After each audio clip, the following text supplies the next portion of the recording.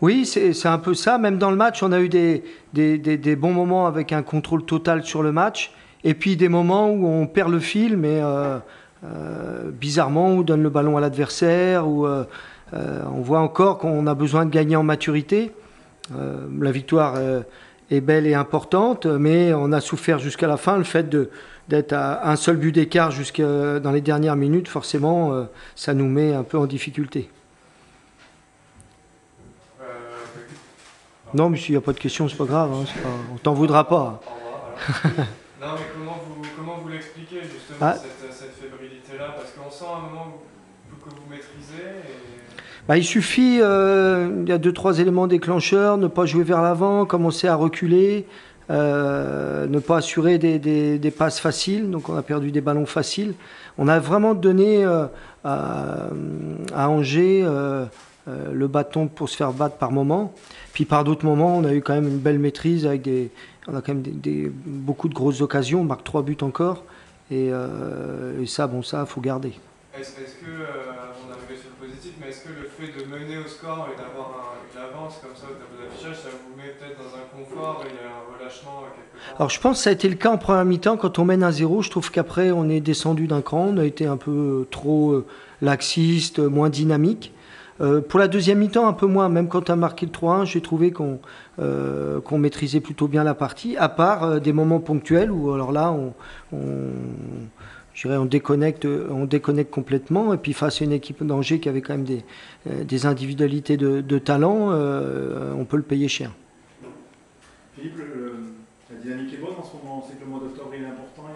Il y a plusieurs réceptions qui se suivent. Là, pour l'instant, tout est bon. Bah, c'est bien, tout n'est pas bon parce qu'on voit bien qu'on aurait aimé garder cette différence de 2 buts jusqu'à la fin. Mais c'est vrai, en termes de points, c'est notre meilleure série sur les 4 derniers matchs.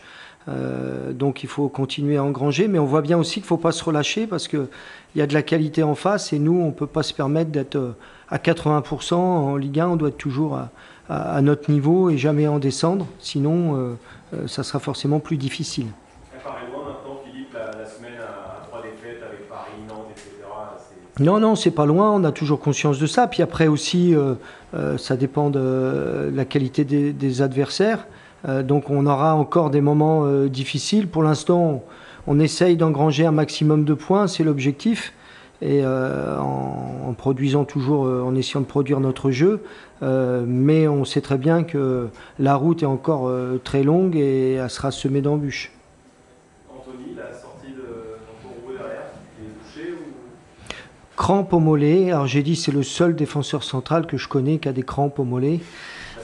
Non, parce que je pense qu'il a beaucoup sauté, il a fait beaucoup d'efforts intenses, beaucoup de sprints, mais rien de méchant. Mais fallait le sortir pour pas que ça devienne une blessure musculaire. Et ce milieu de terrain à 3 qui revient bien, votre ossature un peu de l'année dernière, ils ont tous marqué aujourd'hui. Ouais. Dans le rayon positif, il y a ça aussi. Il y a ça parce que c'est le milieu dans un 4-3-3, c'est notre cœur de jeu. Et c'est vrai que c'est je dirais un peu notre philosophie, notre style d'avoir un milieu et technique et très en mouvement et très coordonné. Et forcément, quand eux vont très bien, le reste de l'équipe va très bien, tant sur le plan offensif, parce qu'ils arrivent à bien combiner avec les attaquants, sur le plan défensif aussi pour bien protéger la défense. Tu as fait un choix fort quand même sur la composition de match. Il y a un 4-3-3, mais il n'y a pas un offensif, un attaquant de pointe de métier. Oui. Tu as mis Dalinga sur le banc. Comment tu es arrivé à ce choix-là? C'est quelque chose qu'on avait testé pendant la période de préparation, nous, surtout Fares, que je trouve vraiment extrêmement polyvalent. Il peut jouer à droite, à gauche, en 10. Et il nous avait fait un match en numéro 9 qui était tout à fait intéressant, une espèce de faux numéro 9 qui est capable de décrocher et donner les ballons et de prendre les espaces. Donc on a travaillé ça toute la semaine et il s'en tenait pas trop mal sorti. C'est quelque chose que tu vas réitérer? C'est une possibilité, c'est ce que j'aime bien dans notre animation offensive, c'est qu'on ait plusieurs variétés et de variantes, avec Thaïs Ado, avec maintenant Fares.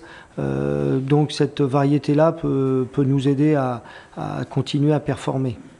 Par rapport à Thaïs, c'est une manière aussi de le... on sait qu'il cherche la confiance, on en avait parlé en d'avant-match. Le mettre sur le banc, c'est jamais facile pour un attaquant. Comment vous gérez ce... Oui, non, c'est vrai que c'est pas facile, mais il y a un besoin de performance. Et ça arrive aussi que les attaquants connaissent dans une saison des périodes un peu moins bien. On l'a connu avec Brecht au milieu, où il était sorti pendant 2-3 matchs de l'équipe. Le plus important, c'est qu'ils continuent à travailler parce qu'ils savent qu'ils peuvent avoir été remplaçants, mais être titulaires le match d'après.